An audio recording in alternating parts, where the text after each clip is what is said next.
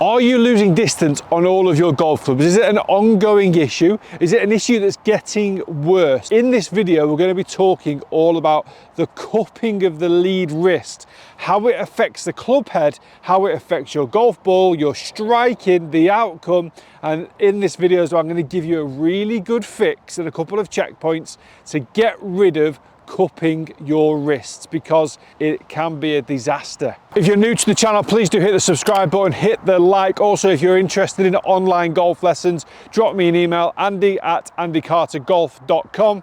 Very simple. It took me ages to think of that one. And I do a lot of online coaching. A lot of my golf tips on YouTube are basically from my online students, because they give me the inspiration to make these videos so I can help the wider audience. So please do share the videos if you've got friends that you think also could do with some help. Now, today we're talking all about cupping of that lead wrist. A lot of the times, if I literally just take my standard grip, cup this lead grip, what happens to the club head? The club head goes wildly open, okay? If I've got a 7-iron and I open the blade, I'm provincially making it into an 8 or 9 or even a pitching wedge, depending on how much you've cupped and opened the face. But also what happens during the golf swing is it makes it very difficult to get good ball striking, because this cupping position that I'm now in, I've got to release it to get the club back down to the golf ball. If you release it a little bit too soon, you could hit the ground before the golf ball. You come into the, we're not even going to get onto swing path in this video, but you come into the ball with a cupped wrist from the inside, you're really looking at the potential of a shank. You cup the wrist too much from the outside, and guess what? You're also looking at a shank as well. So there's many bad things that can come from cupping the lead wrist, and to be honest with you, there's not much good that can come from it. Now, the very first checkpoint that you really need, and it's the most important part of the golf swing for me, because it's something that I look at with the majority of my online students in the very first lesson, and it's the grip position. Now, if I have my lead wrist in a very weak position, what's more likely to happen is that the wrist, as I get to the top of the backswing, is going to cup. So from a weak position, I may have slightly overemphasized that, but as I get to the top of the backswing, my wrist has cupped and my club face is wide open. Now, why do you cup the wrist? If you get into this weak left-hand position, you can't swing the golf club any further than around about here.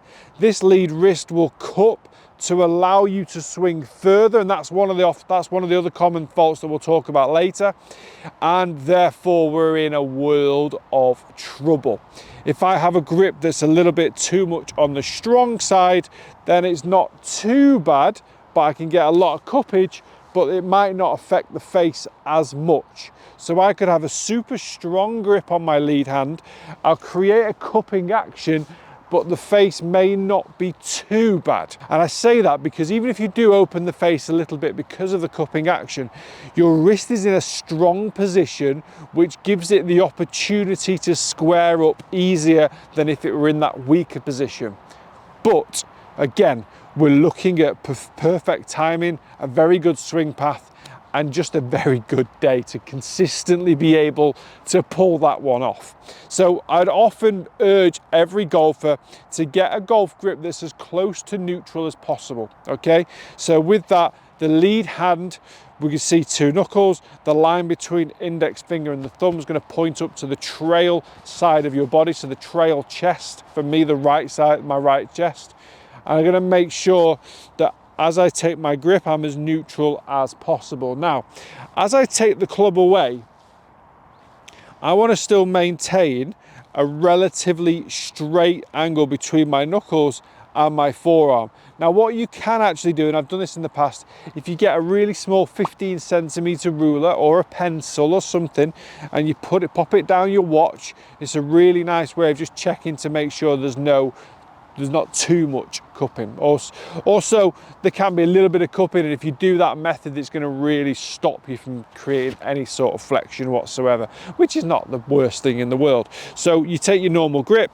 If you get the golf club into the correct position here, with the club head ever so slightly higher than your hands, and the face angle pointing down towards where the golf ball is or towards the ground in and around that area, we'll have hinged the wrist in the correct way, meaning this lead wrist position will be in the correct position. Because then when I rotate up to the top of the backswing, you can see again the relationship between the back of my lead wrist and my forearm is relatively straight. The face angle at the top of the backswing there is also pretty straight. Now, I don't need to make any manipulation to this positioning on the way down, therefore I've got more chance of being able to deliver the golf club in the correct angle. And you'll notice when I get into a good impact position, again, I've got a relatively straight angle between my knuckles on my lead hand and the top of my forearm, okay? If I have this cupped position as I get to the top, and I've got to then try to release it on the way down, we see a lot of golfers get into this position where the hands are actually end up being behind the golf club head as you're striking the ball. Again, as I spoke about at the start of the session, it can lead to a really high ball flight, but I actually see more commonly it just leads to really bad and inconsistent ball striking. Even if you are a player that gets the ball going too high because of the wrist position, we would be changing this because of the quality and the inconsistency of your ball striking. And that's the key to this golf tip. It's about lowering the flight, hitting more distance, but you'll get that with better ball striking anyway. A lot of golfers want more speed, they want more distance, but they're not efficient enough at what they're already swinging the club at. So we've got to try and make sure that this grip position gets nice and neutral. Takeaway gets into the right place. If we can start this point off nicely, the wrist angle is generally in a good place. The second thing from here, or I should say the third thing from here, the third and final thing from here, is making sure that you don't try and over rotate. You don't try and swing the golf club too far. If from this from the grip position, from this wrist position, your golf swing finishes there, that's going to be a much stronger position than someone that swings the golf club to there. Because one thing's happened in particular is my wrists have now cupped, the face has weakened and the club has travelled further. So the club has travelled further, which you can obviously generally say, I'm going to be able to hit the ball further because I can generate more speed, but you've opened the face. You've created that cupping action, which now means you've got to manipulate the golf club on the way down, leading to more inconsistencies in ball striking. You see the theme that we're getting at here. So we don't mind that slightly shorter golf swing because you're going to be able to deliver the golf club in a better way. So I take my golf club, I've got a nice neutral grip. I'm going to get this golf club into a nice neutral takeaway position with my wrists already set at the perfect angle. Get my rotation. It don't need to get it to full length. I'm going to go to a solid 3/4 golf swing. And I get a nice ball flight. And I tell you something, that's not left the flag. Okay, so really nice solid ball flight. I was naturally able to lower the flight. A lot of golfers will start trying to get the body in front of the ball to compress down, but what you're not understanding is you're not compressing it, and we go all the way back. It could be all the way back to the grip, it could be all the way back towards the takeaway as to why you're not compressing it at impact, because of the positions that you're creating with the club on the way back. I've got to say, folks, there's a lot of gold in that. There's a lot of gold in that. So you need to be able to dissect parts of this video that are relevant to your golf swings. The first thing you've got to check, grip, check your takeaway, check your length of swing and top of the backswing positions. You check those three. One of those three will be the cause of your cupped wrist. The cupped wrist is why the ball's going higher. The cupped wrist is why you're inconsistent with your ball striking. And the cupped wrist is why you sometimes hate golf. Okay, you get rid of all of that. You square up this angle on this lead wrist.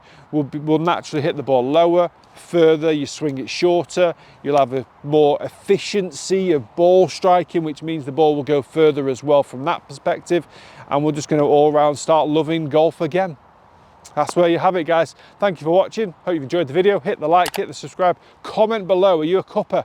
I want to hear all your thoughts on this video. Take care and we'll see you next time.